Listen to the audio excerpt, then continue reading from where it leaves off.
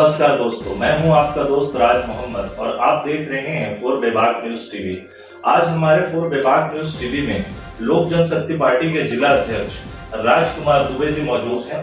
आज कोरबा कलेक्टर जन चौपाल में इन्होंने जिला शिक्षा अधिकारी के ऊपर गंभीर आरोप लगाए हैं। पदोन्नति के संबंध में इनका कहना है कि करोड़ों का भ्रष्टाचार हुआ है और शिक्षकों को मनचाही पोस्टिंग दी गई है। जानते हैं किस प्रकार से और किस आधार पे ये आरोप लगाए हैं। चलिए मैं मिलाता हूं आपको दुबे जी से। दुबे जी, 4 विभाग न्यूज टीवी में आपका स्वागत है। देश की जनता जानना चाहती है आपसे कि जो जिला शिक्षा अधिकारी है उनके द्वारा क्या भ्रष्टाचार किया गया है और किस प्रकार से किया गया है। मैं राजकुमार दुबे, जिला अध्यक्ष लोक जनशक्ति पार्टी नामदार शासन कोरबा छत्तीसगढ़। मैं आज कोरबा कलेक्ट्रेट में जब दर्शन लगा हुआ था जन चौपाल में, हमने कलेक्टर महोदय को एक ज्ञापन दिया है, शिकायत पत्र दिया है।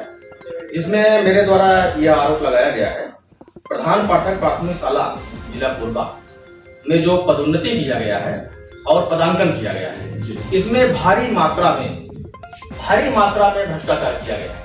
क्योंकि बहुत सारे जो हमारे दस्तावेज है, ये देखिए हमारे पास जो है ना, ये कई 100 दस्तावेज हैं जो जिला शिक्षा अधिकारी के भ्रष्ट होने का गवाह है, सबूत है और ये भ्रष्टाचार को प्रमाणित भी करते हैं। दुबे जी, कुछ दिनों पहले सभी न्यूज चैनलों में भी चला, मतलब देश का पहला ऐसा मामला होगा EWS का कि जो शिक्षक सैकड़ों की संख्या में हाई कोर्ट इसी मामले को लेके गए। बिल्कुल आप सही बोल रहे हैं, बिल्कुल सही बोल रहे हैं। ये कोरबा जिला क्या छत्तीसगढ़ नहीं, ये पूरे देश स्तर में ये पहली बहुत शर्मनाक है कि जो हमारे समाज को दिशा देते हैं, ऐसे शिक्षकों को, ऐसे भ्रष्टाचारी जिला शिक्षा अधिकारी के द्वारा जो प्रताड़ित किया गया, जो उनसे घूस ली गई, ऐसा प्रतीत हो रहा है। उसके अगेंस्ट वो WPS एक याचिका लगा करके और हाई कोर्ट गए और हाई कोर्ट में इतनी याचिकाएं लगी कि हाई कोर्ट भी परेशान हो गया होगा, जज भी परेशान हो गए होंगे कि माने बुरी तरीका से शिक्षकों को प्रताड़ित किया जा रहा है, परेशान किया जा रहा है। और कहीं ना कहीं जो दस्तावेज हमारे पास हैं, उस दस्तावेज के आधार पर जो मेरी समझ है, सोच है, हम कुछ जनों से भी चर्चा किए हैं, कुछ शिक्षकों से भी मेरी चर्चा हुई है, सोशल मीडिया में जो समाचार चले हैं शिक्षा विभाग के, उसको भी हमने देखा। उसके आधार पर मुझे ऐसा लगता है कि जिला शिक्षा अधिकारी करोड़ों रुपया घूस पदोन्नति और पदस्थापना में लिया होगा, ऐसा प्रतीत हो रहा है दस्तावेज का था। क्योंकि हाई कोर्ट ने जजमेंट दिया है और माननीय संचालनालय ने भी आदेश दिया है कि शिक्षकों का पदस्थापना और पदोन्नति एकल शिक्षक और शिक्षक विहीन स्कूलों को ध्यान में रखते हुए ही किया जाए। माने एकदम स्पष्ट गाइडलाइन है, शुद्ध हिंदी में लिखा हुआ है। उसके बाद भी जिला शिक्षा अधिकारी जो भ्रष्टाचार में आकंठ डूबा हुआ है, उसने ना तो न्यायालय की बातें मानी, निर्देशों को, और ना ही शासन के आदेशों को मानी।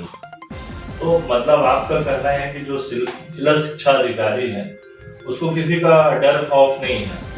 बिल्कुल खौफ नहीं है। और ये खौफ नहीं, देखो क्या है, ये भ्रष्टाचार में अंधे हो गए हैं। तो जो व्यक्ति माननीय उच्च न्यायालय की बातों का अवहेलना करते हुए आपका आरोप है कि पदोन्नति पदांकन किया है, वो क्या आपके शिकायत से डरेगा? नहीं डरेगा, बिल्कुल डरना पड़ेगा। डरेगा नहीं तो हम उसे डराएंगे, क्योंकि हम अगर जिला प्रशासन कार्रवाई नहीं करेगा तो हम मंत्रालय जाएंगे, मंत्रालय नहीं करेगा तो हम हाई कोर्ट जाएंगे। हम अपने पार्टी के जो हमारे अध्यक्ष है, राष्ट्रीय अध्यक्ष, मैं जिला अध्यक्ष, प्रदेश अध्यक्ष के माध्यम से हम अपने राष्ट्रीय अध्यक्ष के पास जाएंगे। लोकसभा में बातों को रखने के लिए निवेदन करेंगे। लोकसभा में बातें उठेगी कि हमारे यहाँ शिक्षा विभाग में इतना बड़ा भ्रष्टाचार हो रहा है।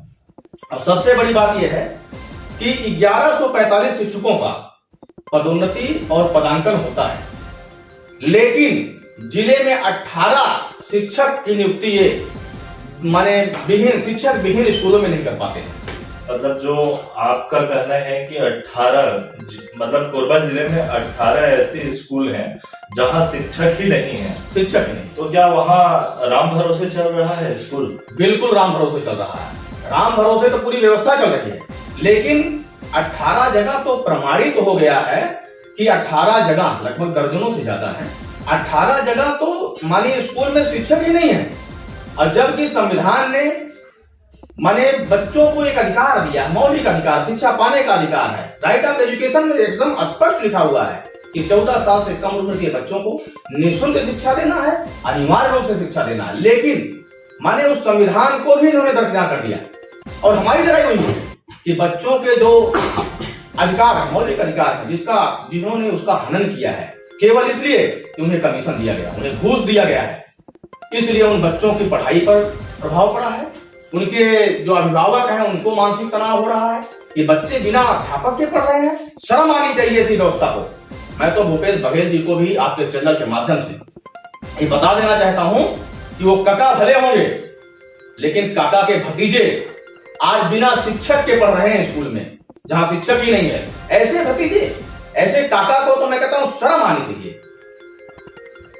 कुछ जगह देखा गया है और कुछ प्रमाणित भी आई हुई हैं कि एक ही स्कूल में 2 प्रधान पाठक हैं। इस पे आपका क्या कहना है? नहीं, देखिए, शासन का स्पष्ट आदेश है, बीच बीच में राजपत्रों में भी उल्लेख किया गया है कि एक स्कूल में एक ही प्रधान पाठक रहना चाहिए। स्पष्ट आदेश है। उसके बाद भी बताया नहीं, घूस लेने की जो हमने कह रहा हूं मैं, घूस लेने की जो इनकी परंपरा चल रही है, वो यही प्रमाणित करता है कि एक स्कूल में 2 प्रधान पाठक क्यों भैया, किस आधार पर? एक तरफ स्कूल जो है शिक्षक भी, दूसरे तरफ एक स्कूल में 2 प्रधान पाठक, ये क्या है? यही है भ्रष्टाचार की जड़, यहीं से भ्रष्टाचार पनपता है। आपने अपने आवेदन में, शिकायत पत्र में उल्लेख किया है कि अगर एक हफ्ते में, एक सप्ताह में अगर कोई कार्रवाई, उचित कार्रवाई नहीं की जाती है तो आप अगला स्टेप आपका क्या होगा? देखिए, मैं शिकायत में लिखा भी हूं, हमने ये कहा है, देखिए, जब हाई कोर्ट का डिसीजन आया, हाई कोर्ट का निर्देश आया और संचालय के भी आदेश आए, उसमें स्पष्ट रूप लिखा था कि जहां पर माने आदेश आया उसमें लिखा हुआ था सबकी काउंसलिंग कराई जाएगी। लेकिन 134 लगभग शिक्षकों की काउंसलिंग ही नहीं कराई गई। इससे यह स्पष्ट होता है कि काउंसलिंग में जो है, जो भी आदेश है, मापदंड वगैरह हैं, उसको फॉलो नहीं किया गया है। जैसे मेरे जानकारी के अनुसार कुछ शिक्षक गण मेरे संपर्क में थे, उनसे पता चला कि काउंसिल में 2 अलग अलग क्या है? आदेशों का मापदंड देखिए किया गया है। हाई कोर्ट का जब डिसीजन आ जाता है तो राज शासन के जो आदेश है ना, वो शिथिल हो जाते हैं। लेकिन माने बताया नहीं, भ्रष्टाचार यहीं से शुरू होता है। यह है कड़ी। माने जब हाई कोर्ट का स्पष्ट निर्देश आ गया है तो इनके द्वारा क्या किया, कुछ लोगों से पैसा लिया गया है। ये मैं दस्तावेज के आधार बता रहा हूं, हमारा संदेह है तो कि उनसे कुछ पैसा लिया गया है और कुछ लोगों को हाई कोर्ट का डिसीजन बता करके पदोन्नति किया गया, कुछ लोगों को संचालय का बता के किया गया। माने इनके ये केवल जो है ना, जनता को गुमराह किए हैं और अपनी झोली भरे। करोड़ों रुपए का भ्रष्टाचार जिला शिक्षा अधिकारी कोरबा के द्वारा किया गया है। और मैं तो मांग किया हूं कि एक हफ्ते के अंदर जितनी भी काउंसलिंग हुई है, जितना भी पदोन्नति और पदस्थापना हुआ 1445 पूरे शिक्षकों, दोबारा से उसकी काउंसलिंग कराई जाए। और जो एकल शिक्षक है स्कूल है और जो शिक्षक विहीन स्कूल है, सबसे पहले वहां पदस्थापना किया जाए। उसके बाद अगर शिक्षक जो बचते हैं उनको अपने नियमानुसार जहां बनता है वहां पर उनको सेट किया जाए। नहीं, हमने देखा है कई बार आप जो आरोप लगाते हैं काफी गंभीर होता है और उसका प्रमाण आपके पास होता है। तो क्या जो अभी आपने आरोप लगाया है इसका पूरा प्रमाण आपके पास है? हाँ, बिल्कुल मेरे पास प्रमाण। ये 150 पन्ने के लगभग, ये 100-150 पन्ना है।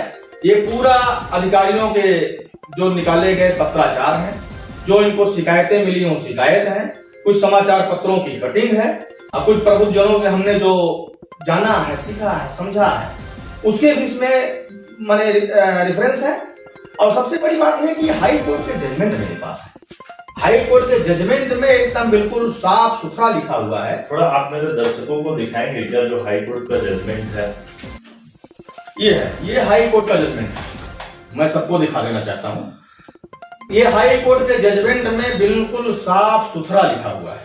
मैं अपने दर्शकों को बता देना चाहता हूँ, ये जो शख्सियत है राजकुमार दुबे, बिना प्रमाण का किसी के ऊपर आरोप नहीं लगाते हैं। मतलब ये प्रमाण के साथ हमारे स्टूडियो में बैठे हैं, तो इनके प्रमाण को देखने के बाद हमको समझ में आ रहा है कहीं ना कहीं ये है भ्रष्टाचार हुआ है और इसकी जांच होनी चाहिए, और जो भ्रष्टाचार किया हुआ है उसके ऊपर कार्रवाई करना चाहिए। ये हाई कोर्ट का जजमेंट है। हाई कोर्ट ने एकदम सबसे पहले एक नंबर में फर्स्ट में केवल यही लिखा है कि यदि पदस्थापना और पदोन्नति की जाती है तो शिक्षक विहीन और एकल शिक्षकीय स्कूल को ध्यान में रखते हुए ही किया जाए। स्पष्ट आदेश है, हिंदी में भी है, अंग्रेजी में भी है, जो समझना चाहे वो समझ सकते हैं। और इसमें सारे गाइडलाइन जितने भी हैं, इसमें से मैंने कहा गया है कि अगर जिस ब्लॉक में आप हो, अगर वहां रिक्त पद है तो पहले उसको भरा जाए, उसके बाद अगर नहीं है तो आपको अन्य ब्लॉक में भेजा जाए, अगर अन्य ब्लॉक में भी नहीं है तो नजदीक जिला में भेजा जाए। ये आदेश है, स्पष्ट आदेश है, संचालनालय के आदेश भी यही है और लगभग जो है हाई कोर्ट के भेजन में उसी सच्चाई पे आए हैं। लेकिन भ्रष्टाचार में जो आदमी डूब जाता है उसे कुछ भी दिखाई नहीं देता है। ये शिक्षा अधिकारी पूरा भ्रष्टाचार में पूरा अंधा हो चुका है और मेरे पास पूरे प्रमाण है। मैं तो प्रमाण के नहीं, अगर इसकी जांच कराई जाएगी तो मैं शपथ पत्र देने के लिए तैयार हूं।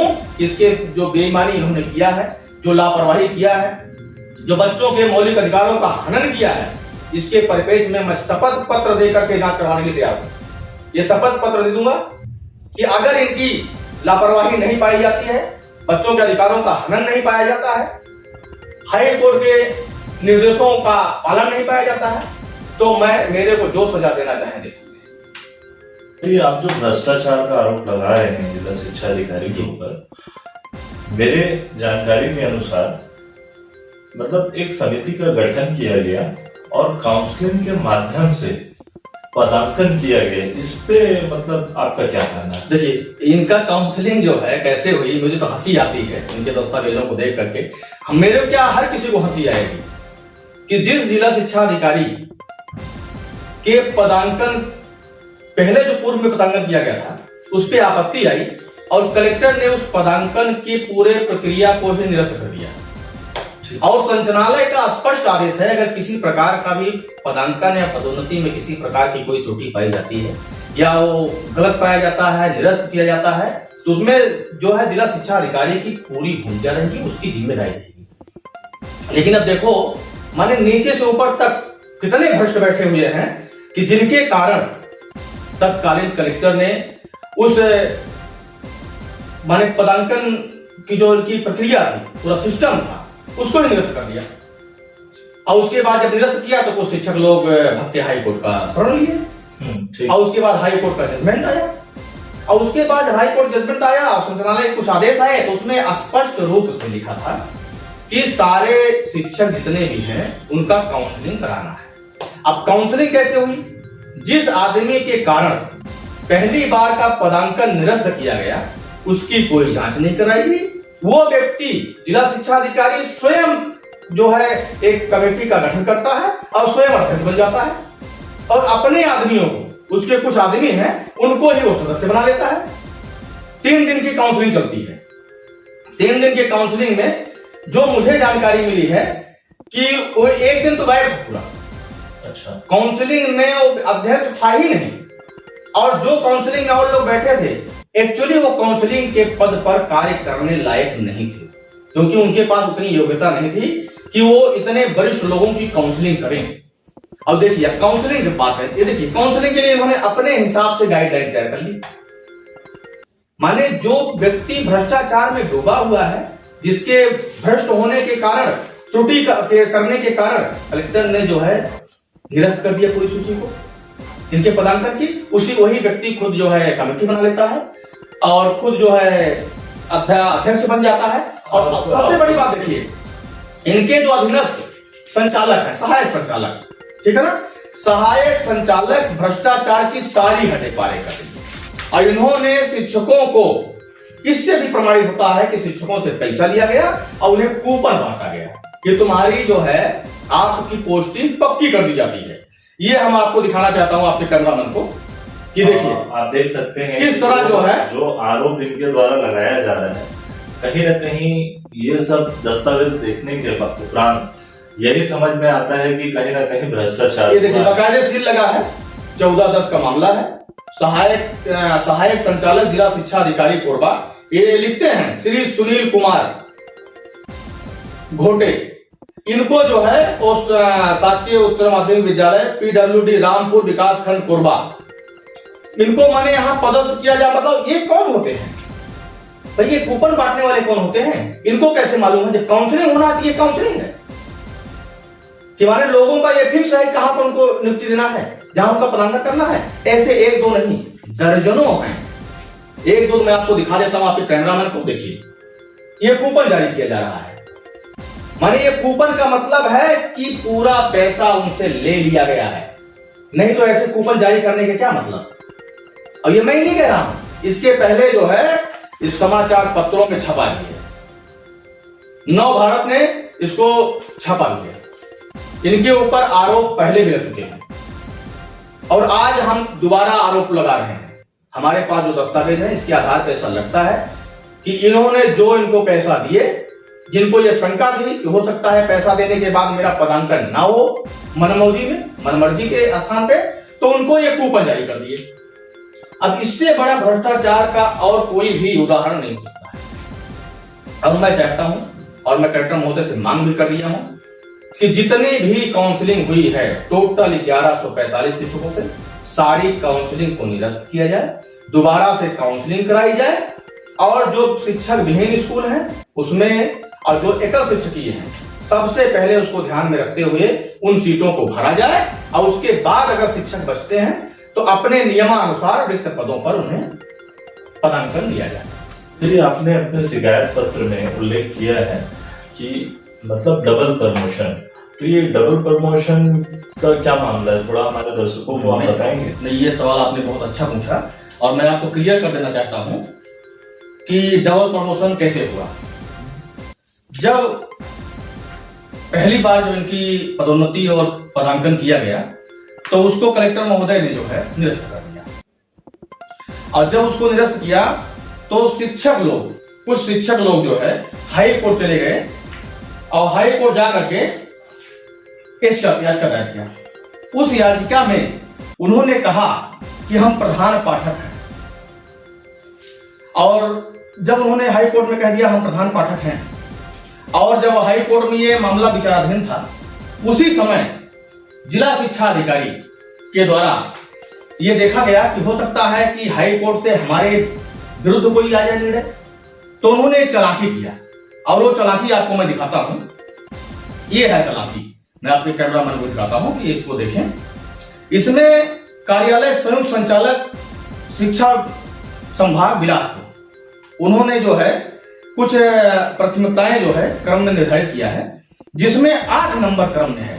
8 नंबर में लिखा हुआ है सहायक शिक्षक LB से प्रधान पाठक प्राथमिक शाला के पद पर पदोन्नत सहायक शिक्षकों को शिक्षक के पद पर पदोन्नति की कार्यवाही से पृथक रखा जाए। ठीक।